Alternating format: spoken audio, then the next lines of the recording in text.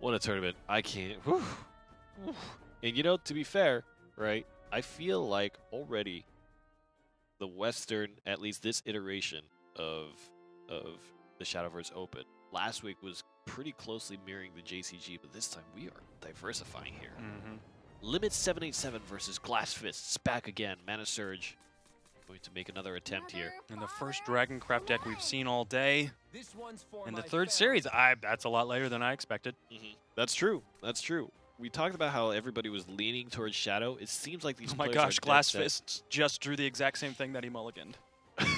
He got rid of the Goblin and the Catacomb and drew the bow. Oh, what a meme. You want to play this game? Well, here, let's play this game. Fate definitely not working for Glassfists on that draw.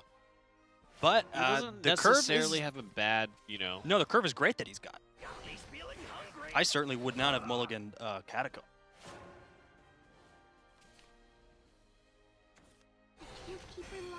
Ayala early on. Oh, God. Really great play. He's got Sybil in his hand as well. Oh, man, such a great card. But that is the 2 extra followers for Catacomb. Definitely going to ramp up that damage in the coming turns. There is Grimnir and Rahab, so plenty of ward that Glassfist is going to have to chew through. Rahab keeping the Ayala alive. Now, this is super dangerous. If you play Orthros, it might just hit Ayala, and then you are accelerating the Dragoncraft player because then Sybil comes out. You might as well have just lost the game right there. Points. Oh, it takes a Rahab. Really nice. Man, oh, jeez.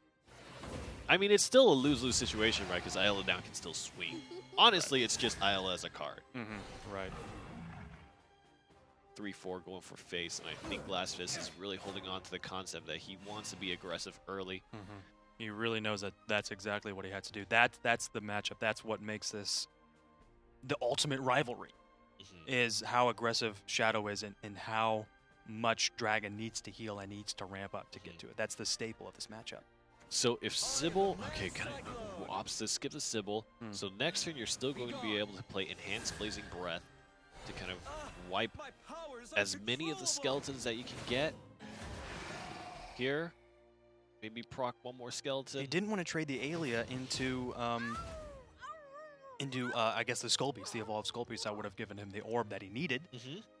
But I guess getting to clear 2 followers, because next turn, unless Glassfist destroys the Aelia, then he's going to be able to attack again. Really great choice from Limits. I like spending that Breath of Salamander, especially because you drew every single one of them. Just start using them.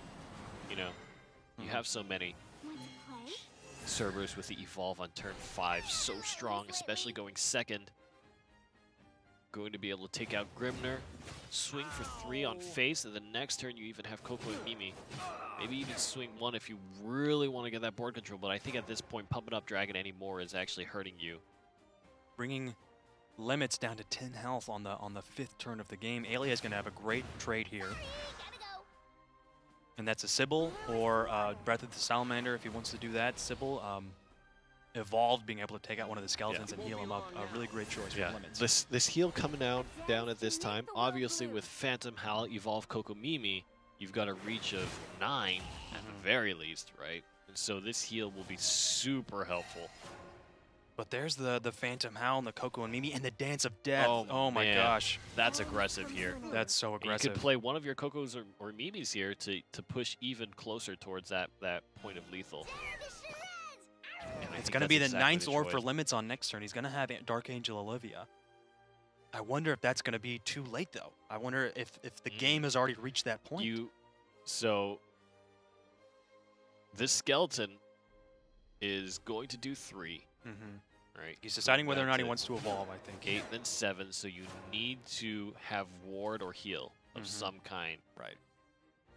Even if you do clear the board, that's 9 shadows, Phantom Howl with a Mimi. And the evolve.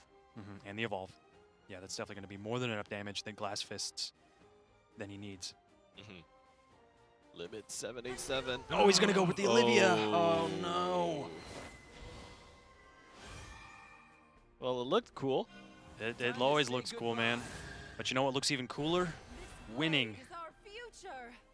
Glassfists looking real cool. And I think it's going to happen. The killing blow here. the final. Oh. Oh no. Oh no, he's styling. Yep. Didn't even need Phantom Alb. He just evolved the Mummy. That would have been 5 damage right there. Yep. Really great from Glassfist, putting on that pressure early in the game. It was just too much for the Limits to answer.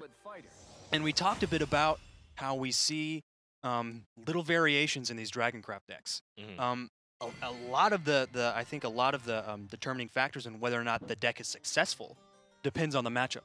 Olivia, it's not that great into the Shadowcraft matchup because you die before you get to use those extra evolve points. You have to wait till you have 9 orbs to play Olivia, and you only get like and when you use one of these evolve points on Olivia, because you typically have to clear the board, that's 2 evolve points that you get, which is great, but that's only a 6/6 follower that you have to clear the board with.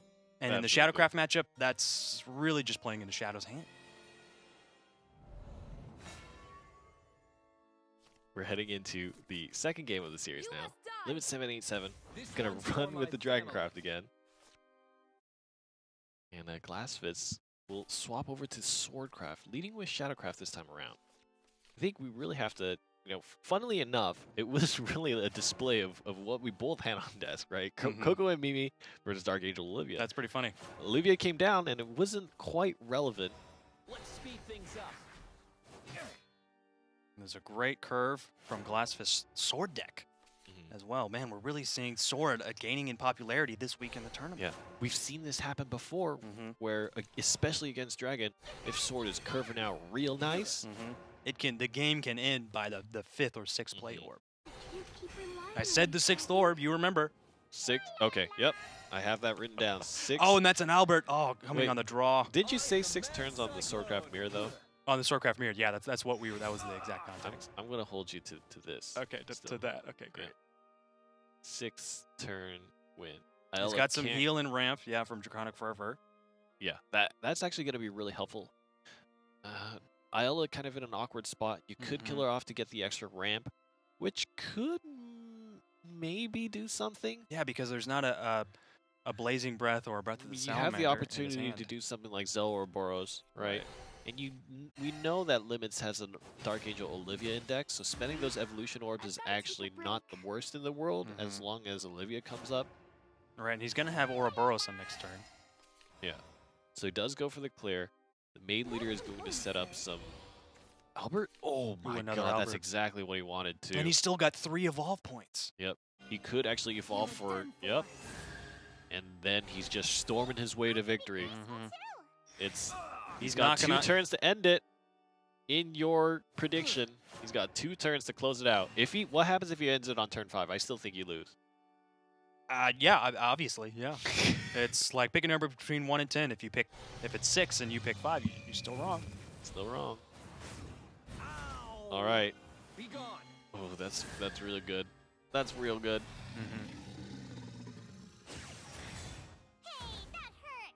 Okay.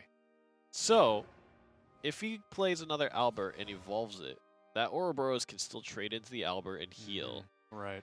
Do you want to leave a 10 damage thingy on the board as well? He's gonna get run 4. the Luminous Knight into it. Right. Use the 2 buffed up 1/1s to swing for 4. So you're essentially doing 1 damage here.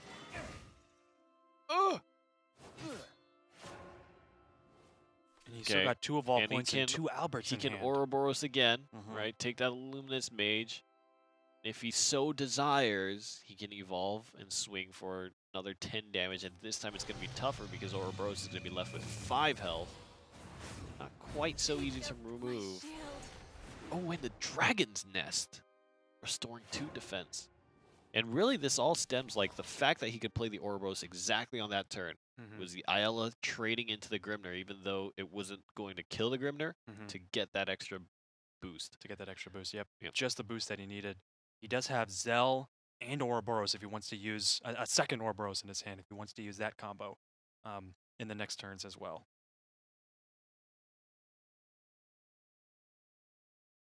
The turn from Glassfist, he's got 3 Alberts in hand and the J-Lin. Ooh, what a decision. He's probably just going to go for face damage right here, leave him with 3 He has to clear board because he knows that it's going to be lethal if he doesn't. And Right. the fact that he has another Albert in hand, barely. Barely, because So the Limits Ouroboros will heal. he's got 16 damage directly to face with the evolved Ouroboros in his hand, and with playing the rush. coming with Zell and and attacking with the one on the field already. But if he does, he loses. I mean, tempting as that option is, if you do that, and if you summon Bahamut, you lose. If you attack for face and then Bahamut clear the board, that's the second Albert on the field. well, the big problem with playing the Bahamut is it'll destroy the Ouroboros and heal Limits. Right. So it's actually Oh yeah, right, yeah. not the worst in the world. He just needs to choose.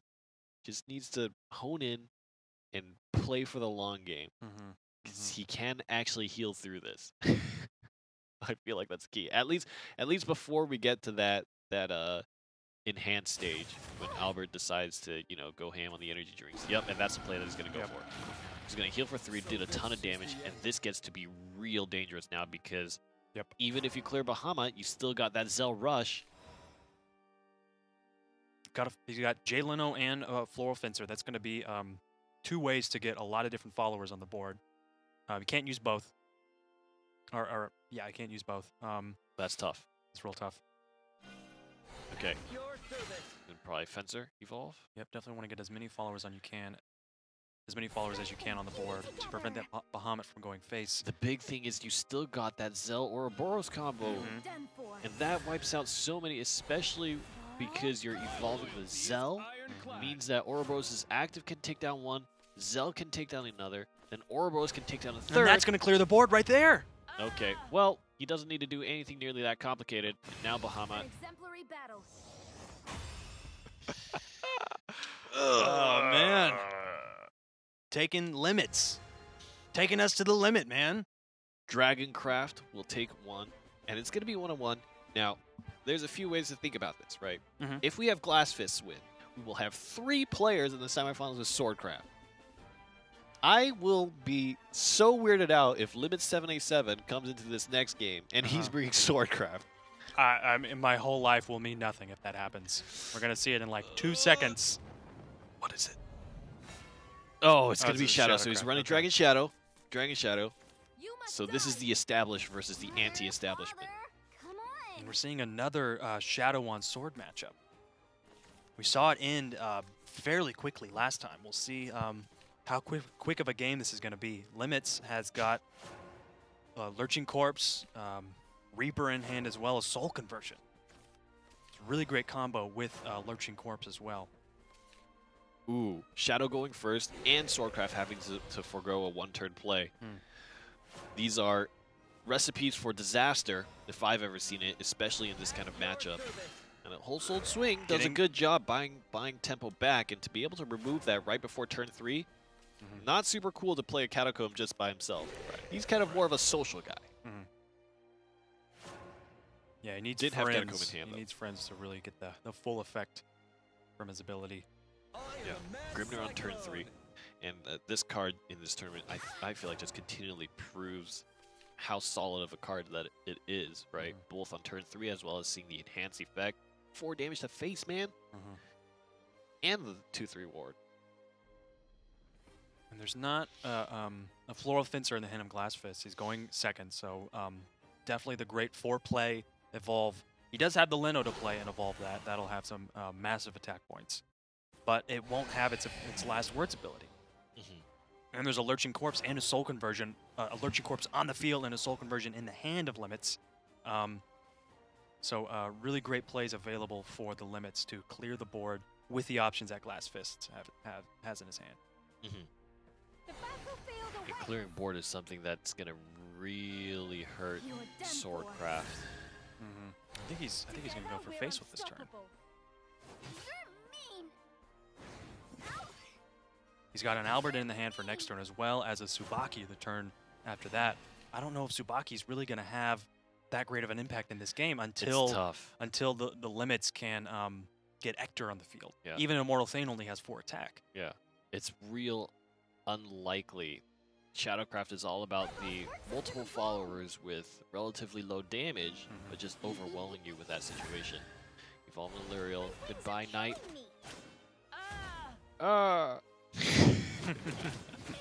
Ow! Crying out with pain. Oh, you gotta leave the boy? He's gonna leave the trooper. Okay, so that means that there's a potential of 9 damage to just be barreling down. Plays the mummy without the storm. There's a lot of oh, yes, of course. That was a thing.